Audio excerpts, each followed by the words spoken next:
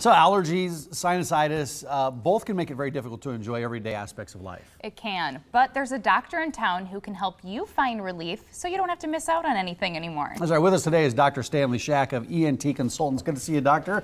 Thanks for coming in this morning. Well, thank you guys for having me. Appreciate it so much. Thanks for being here. This one right here has been having some major allergy issues the last week to 10 days, right? Haven't you? Never had them in my life, really. Maybe just a little bit of drainage, and I ran outside last Monday night and started sneezing uncontrollably, like violently sneezing, and I've been dealing with it for a week and a half now. It's not fun. I feel bad for people that have dealt with this their entire life. Yeah. Well, you're in the majority. Yes. You're in the allergy belt here in Omaha, Nebraska. So apparently. There's allergies and then there's sinusitis. Would you break those two apart? So our typical allergy patient is someone who goes running and then has sneezing and feels miserable, drainage, particularly out of the front of the nose, congestion, sneezing.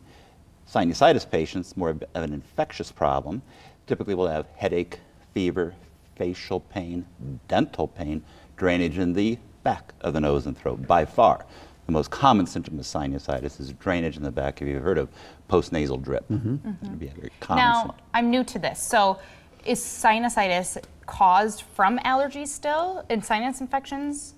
Are those relative? Absolutely. The two yin and yang, the variety of causes of sinusitis, and allergy is one of those causes. There are anatomical causes, such as a crooked nasal septum, the midline partition of the nose, genetic troubles, and a variety of other things. But the best way to think of sinusitis and cause is thinking of the anatomy. And I don't know if we have the diagram of our anatomical picture. Yeah, we've got some stuff here. But when you're breaking down sinusitis, there's the picture on the left. That's kind of the x-ray of it, right? So that's the x-ray on the left-hand side. More importantly is the picture on the right-hand side. So when we think about, in answer to your question, causes of sinusitis, we think about the anatomy. The paranasal sinuses are air-containing spaces outside of the nasal cavity, as you can see under our cheeks, over our forehead. And the way the sinuses work is mucus that's produced in the sinuses goes through those little pathways that you can see depicted there, and ultimately down the back of our nose and throat. And that mucus, we produce about a quart of mucus a day that goes down the back of our nose and throat. Wow. Now those of us without sinus disease or allergy problems, we're not conscious of it because that's a viscosity, is very thin. We don't notice it. But when we have blockage of those pathways we just depicted there, that's what causes sinusitis. That's when you get big problems. Pain, pressure, the symptoms we just talked about. What are the frontline treatments for sinusitis? How do you try to cut this off? So since sinusitis, unlike allergy, most sinusitis we consider an infectious problem. So we treat with antibiotic therapy. So a patient typically with symptoms of say 5 to 7 days, we may start antibiotic therapy for up to 1 to 2 months, different antibiotics, with concomitant use, very important, of a steroid nasal spray. Some of those are over the counter now. Steroid nasal spray is extraordinarily important for otolaryngologists in clearing up a patient's sinus problems. Antihistamines, decongestants, even systemic steroids are kind of first-line treatments, and we'll treat a patient for a month or two, hopefully, get them clear. But on occasion, and as a very last resort, because in our practice we're extremely conservative, we try everything before we jump to more aggressive approaches, such as different surgical procedures. Would you touch on the surgical procedures? What can be done? I mean, how do you clear those sinus passages? Well, we go back to the anatomy, right? And how do the sinuses work? Blockage to the sinuses leads to sinusitis, unblocking those pathways.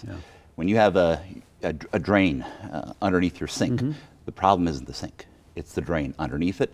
You get a plumber, fix the drain. That's what we do. So our surgical approaches that are contemporary now are utilizing endoscopes, very thin lighted fiber optic scopes that go into the nasal cavity, opening up those blockages, and then allowing the mucus to drain out, whereas heretofore in that patient they were unable to drain. And so what are we looking at here? So this is just a different contemporary device. This is actually called a balloon sinuplasty. So it's a lighted guide wire, goes into that outflow pathway that you can see depicted up there at the top, and a balloon is inserted, much like if you've ever heard of carotid arteriography, or balloon angioplasties. There's the balloon. It's inflated, ultimately then opening that pathway, deflated, and then ultimately removed. So as you can see, we now have a nice big outflow pathway. It widens that Very open. And it Yeah. widens it right up, Interesting. so that mucus, that cord of mucus, now has a place to go. Right. Before, when it was blocked, it had nowhere to go. It Yes. would go around and around and around in a circle, get infected. The drainage gets very thick, pain over the teeth. Once we establish the drainage pathway, that mucus drains out, Oh, wow. and the symptoms are resolved to around 90 to 95% success rate. Wow. So it's that's unbelievably amazing. wonderful for our patients.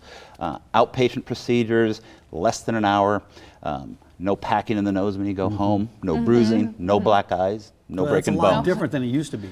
Well, when I've been around a bit, and when I was trained, those procedures in comparison to what we do today were, I would humbly consider, rather barbaric. A lot of packing, a lot of pain, swelling, incisions, breaking bones, and success rates 40 to 45% Wow. compared to Oh, 90, my. 95% now. So that's technology. Yeah, thank and you it's for wonderful. technology. The things we can offer our It's patients worth now. it for sure. Well, whether it's allergies or sinusitis, I mean, omahasinus.com, that's the website. That's where we can start if you're suffering from some of those issues, or just give them a call. The number's right there on the screen, 402-778-5250, and you're right off 144th Street. We are very close and have several offices throughout the region. Yeah. Well, Gotcha. thank you so much. Yeah, doctor, thanks Hey, for coming if in. this Thank gets you so much. worse, You I get might better. It's that time of year. Yes. Yeah, it was perfect timing for her It because was, she's it was. had some issues last week. Yes, so. I have. Thanks, doctor. All right. Appreciate it.